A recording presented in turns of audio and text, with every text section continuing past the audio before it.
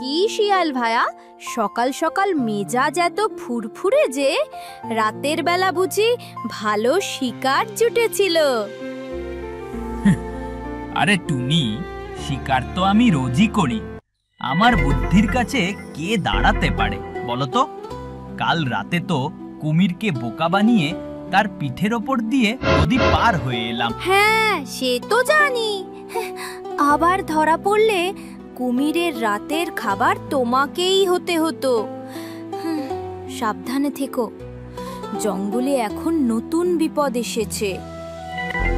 নতুন বিপদ? কিসের বিপদ? শোনো জঙ্গলের বাসিন্দারা, আমি এই জঙ্গলের নতুন রাজা। আমার নাম শের খান। এখন থেকে রোজ সকালে আমার গুহায় একটা করে শিকার পৌঁছে দিতে হবে। যদি না দিই তাহলে আমি নিজেই শিকার ধরব, আর সেদিন কারো রক্ষা থাকবে না। শিয়াল ভাই, শুনেছ? এখন আমাদের কি হবে? প্রতিদিন একজনকে সিংহের খাবার হতে হবে।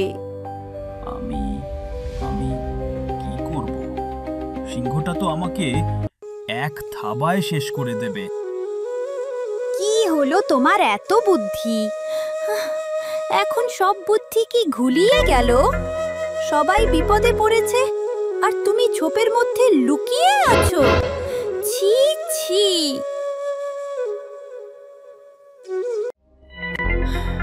এভাবে তো চলবে না, আমাকে কিছু একটা করতেই হবে। কিন্তু কিভাবে? সিংহটা যেমন শক্তিশালী তেমনই লোভী। ওর লোভকেই ওর দুর্বলতা বানাতে হবে, কিন্তু কিভাবে? পেয়েছি, বুদ্ধি পেয়েছি। এবার সিংহকে এমন শিক্ষা দেব যে ও আর এই জঙ্গলে থাকার নাম করবে না।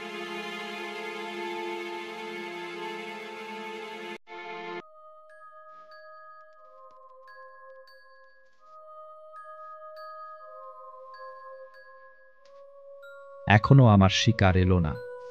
আজ কার ঘাড়ে দুটো মাথা গজিয়েছে। এই পুচকে শেয়াল, তুই আমার আজকের শিকার। এত দেরি করে এলি কেন? আর তোর এই দশা কে করেছে? হুজুর, মাফ করবেন। আমি তো সকালেই আপনার জন্য আসছিলাম, কিন্তু মাঝপথে আরেকটা সিংহ আমাকে আটকেছিল। আরেকটা সিংহ? এই জঙ্গলে আমি ছাড়া আবার কোনো সিংহ এলো? হুজুর, সে তো আপনার থেকেও বড় আর শক্তিশালী। সে নিজেকে এই জঙ্গলের আসল রাজা বলে দাবি করছে। সেই আমাকে মেরে এই অবস্থা করেছে আর বলেছে, তোর ওই নকল রাজাকে গিয়ে বলো এই জঙ্গল আমার। কি এত বড় সাহস? কোথায় সে? নিয়ে চলো আমাকে তার কাছে। আজ আমি ওর শেষ দেখে ছাড়ব। ঠিক রাস্তাতেই এগোচ্ছি। এবার শুধু ওকে শেষ পর্যায়ে নিয়ে যেতে হবে। আর কত দূর?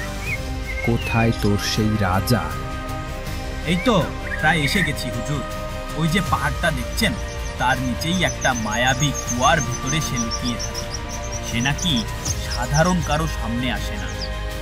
হুজুর, ওই দেখুন, ওই কুয়ার ভেতরেই থাকে সেই বাজে সিংহটা। আপনি বেশি শব্দ করবেন না, তাহলে হয়তো লুকিয়ে পড়তে পারে। ও, তাহলে তুই সেই বেয়াদব? আমার জঙ্গলে থেকে আমাকেই চ্যালেঞ্জ করিস? কি আমার কথার উত্তর দিচ্ছিস? দাঁড়া, আমি তোকে মজা দেখাচ্ছি। হুজুর, হুজুর! কি করলেন এটা? বাঁচাও, আমাকে বাঁচাও, আমি সাঁতার জানি না। শিয়াল ভাই, তুমি একা ফিরে এলে? সিংহটা কোথায়? আর ভয় নেই বন্ধুরা।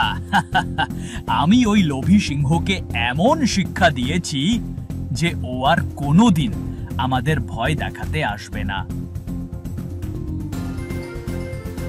শাবাশ শেয়াল, তুমি আজ প্রমাণ করে দিলে যে শক্তি সবকিছু নয়। বুদ্ধি তার চেয়েও বড়। তোমার বুদ্ধির জোরে আজ আমরা সবাই বিপদমুক্ত হলাম। একটা পুচকে শেয়ালের কাছে আমি হেরে গেলাম। আমার লোভ আর রাগই আমার সর্বনাশ করল। আর তারপর আমি সিংহকে বললাম, হয় তুমি জঙ্গল ছেড়ে চলে যাও, নয়তো আমার সাথে লড়াই করো। সে ভয়েই কুয়ার মধ্যে ঝাঁপ দিল। বাহ, কি দারুণ গল্প বানাচ্ছি! আসল ঘটনাটা তো আমি নিজের চোখে দেখেছি। তুই আবার এসেছিস আমাকে নিয়ে মজা করতে। না মহারাজ, আমি আপনার জন্য খাবার এনেছি। আপনি অন্যায় করেছেন, কিন্তু কোনো প্রাণী যেন না খেয়ে মারা না যায়, এটাই আমাদের জঙ্গলের নিয়ম। আমি সত্যিই দুঃখিত, আমাকে মাফ করে দিস।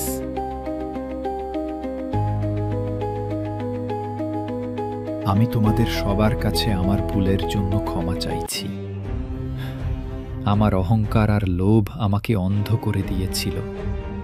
ক্ষমা চাইলে সবাই বড় হয় মহারাজ। আমরা আপনাকে ক্ষমা করে দিলাম। কিন্তু আপনি কি সত্যি সত্যি বদলে গেছেন? আবার আমাদের ভয় দেখাবেন না তো? না বন্ধু, আমি তোমাদের কথা দিচ্ছি, আমি আর কোনোদিন তোমাদের উপর অত্যাচার করব না। আমি এই জঙ্গল ছেড়ে কেন যাবেন? আপনি যদি সত্যি বদলে গিয়ে থাকেন, তাহলে আমাদের সাথেই থাকতে পারেন। তোমরা আমাকে তোমাদের সাথে থাকতে দিবে? এত কিছুর পরেও? হ্যাঁ, দেব। কারণ আমাদের জঙ্গল সবাইকে নিয়েই সুন্দর। ভুল তো মানুষই করে, মানে পশুরাও করে। টুনি ঠিক বলেছে। যদি তুমি আমাদের বন্ধু হয়ে থাকতে চাও, তাহলে আমাদের কোনো আপত্তি নেই, কিন্তু শর্ত একটাই, আর কোনো অত্যাচার চলবে না। আমি কথা দিচ্ছি, আমি তোমাদের বন্ধু হয়েই থাকব। আমি তোমাদের রক্ষা করব, অত্যাচার করব না। কি সিংহ ভাইয়া, এখন কেমন লাগছে আমাদের সাথে? জীবনে প্রথমবার এত শান্তি পাচ্ছি শেয়াল। রাজা হয়ে যা সুখ পাইনি, বন্ধু হয়ে তার চেয়ে 1000 গুণ বেশি সুখ পাচ্ছি। সিংহ ভাই, পাশের জঙ্গল থেকে একদল হায়না আমাদের দিকে আসছে। কি? কোনো চিন্তা নেই, আমি থাকতে কেউ এই জঙ্গলের ক্ষতি করতে পারবে না। দেখলে তো, একটাই শক্তি। আর তার সাথে যদি শক্তি আর বুদ্ধি দুটোই থাকে, তাহলে তো কথাই নেই। ধন্যবাদ বন্ধুরা, তোমরা আমাকে একটা নতুন জীবন দিয়েছো।